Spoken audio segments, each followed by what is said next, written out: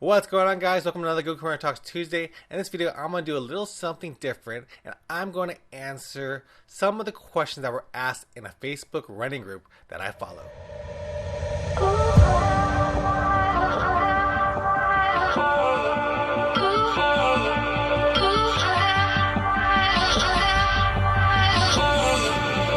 So in Facebook, I am a part of a few running groups over there. Just groups that talk about running, such as the slow running community. I'm also part of my own running group, the Golden Triangle Strutters running group. I'm part of the Idiots Run Club and a lot of other different running groups. And I decided to choose a few of the questions from those running groups that I'm going to answer right now. So the first question I'm going to answer is this one, and it actually starts off with a story, and she asked the question, so let's go ahead and read it. So it says, so this morning I jogged for about 400 meters, turned around and walked home crying. I cried from the pain, and because I felt like a failure, again my shins just hurt too much, and I am just so frustrated. Running is the only exercise I've ever enjoyed, but it feels like it doesn't matter how hard I try, I'll never be able to do it.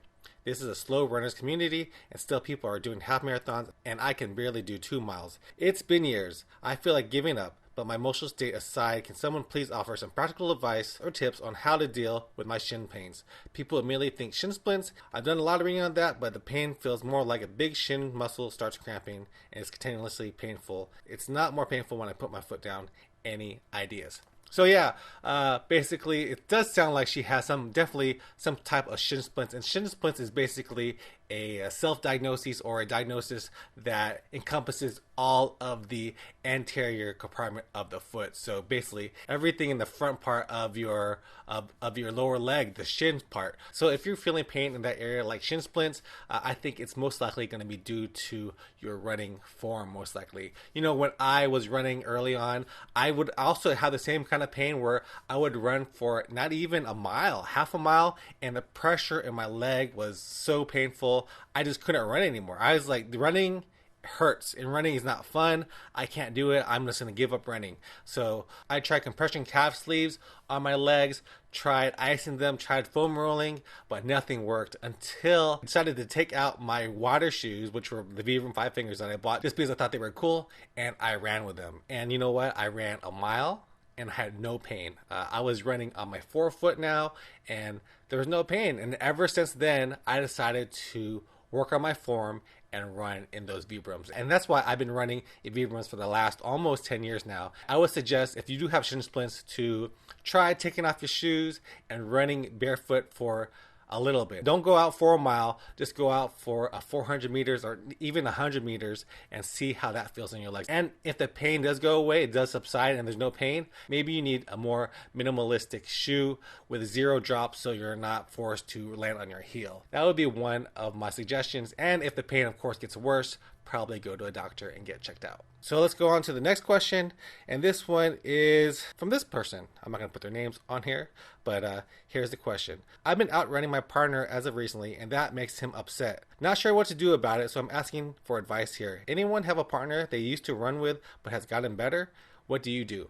So basically, this person is outrunning their running partner. I guess they used to run at the same pace, but now they're advancing more in their running than their partner. You know, me and Anna, we run together all the time. And for a lot of our runs, we're doing slow running. So it doesn't really matter to me if I'm running a little bit slower than my heart rate is supposed to be, because it's all about just getting those recovery runs in and running at an easy pace. Even though I may not be at zone 2, I'm still running under my heart rate. So I'm happy with running at a slower pace. But like today, we did some interval work. We did a long interval training where we ran for 3 minutes. And you know what? For 3 minutes, I'm running fast. I was trying to run as fast as I could at a zone 4. And Anna was trying to run as fast as she could at a zone 4, and our paces were different. And it didn't really matter. After the 3 minutes was done, I would turn around and walk towards her, and she would meet me up, and we would just do that. So I think the solution for this situation is to make a compromise where you're either running slower and taking it easy on an easy day and run with them. And if you're going to be running faster, maybe do what we do when we're doing speed training, do interval work, and then meet back up at a certain point and start running together again. So just make compromises. And if you are so much faster than your running partner, just run by yourself. Here's the next little question. What's the craziest thing you've ever run into on a run? He says they have lizards, rattlesnakes, scorpions, mountain lions, camel spiders, and a lot of other things. So for me, the craziest thing that I ever ran into during my run was a black crow. I was running down this road and I saw a black crow perched up on the power lines, and it made a V line right for my head and it attacked me. I was like, oh my God. I started running a little faster and he would go back up. He would zoom down and get me again. And this happened for maybe a quarter mile and I was running for my life basically. This crow was really territorial and did not want me there. So that was the craziest thing. Freaking black crow attacking me during one of my runs. All right, here is the next question. It's from a lady. It says, okay, so my sports bras and workout clothes in general are starting to reek. I wash them as soon as I am done working out. Is there a special soap I should be buying? I do tend to have a lot of stinky clothes too. Right now I'm running 7 days a week. So what I try to do to prevent all those stinky clothes is to wash them right away. Don't let them sit in their own bacteria. Those anaerobes are just going to build up and colonize your clothes and start stinking. And that's when you really get those stinky clothes. So basically, I would say to prevent those stinky clothes is to wash your clothes right away. And if you can't get to them right away, I suggest probably getting a 3-to-1 solution of water to vinegar and soak them in there for a couple hours and then wash them. That seems to get out the stink. And if the clothes do get stinky, sometimes you put on a shirt and you think it's clean and you start sweating and it smells. Just toss the shirt. There's no point. Get a new shirt. You deserve it. That shirt is done. So the next question we have is this one. It's another long story. Maybe a weird question, but for those of you who have a Garmin, do you wear it 24/7 or do you turn it off at night when you're not wearing it?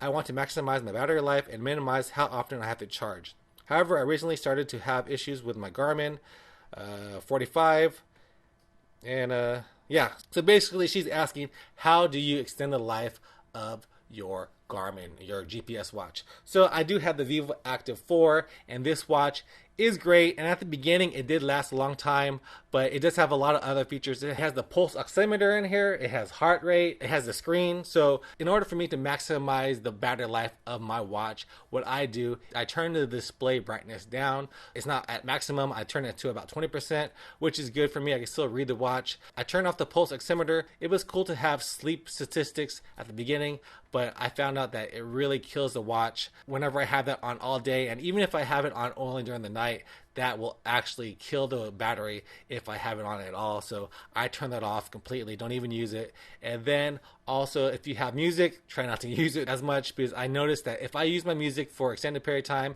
as my main player instead of my phone, my watch will only last for about a day and a half. So definitely, if you want to extend the battery life of your watch, you probably have to do all those things. And if you really don't want to charge it all the time, turn it off at night. That will definitely extend the life of your watch.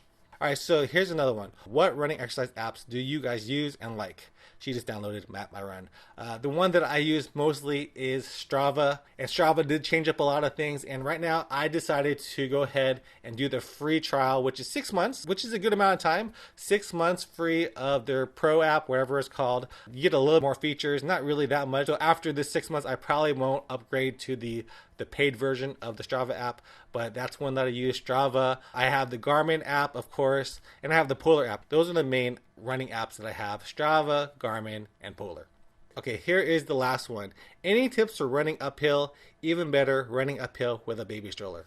Well, running uphill is tough, it's a little bit more challenging, especially for someone like me where there are no hills here in Southeast Texas. Southeast Texas is flat as a pancake. We actually have to find parking garages, or we have to run up bridges in order to find hills. For me, I just tend to take smaller steps and just gut it out. Just do it. I mean, there's no other way to run up a hill other than do it, and probably slow your pace. That's about it. I don't know. I'm not the greatest at running hills. Hills really are hard for me, especially at my weight at 235 pounds, 240. So yeah, hills suck. So just have to suck it up and run those hills.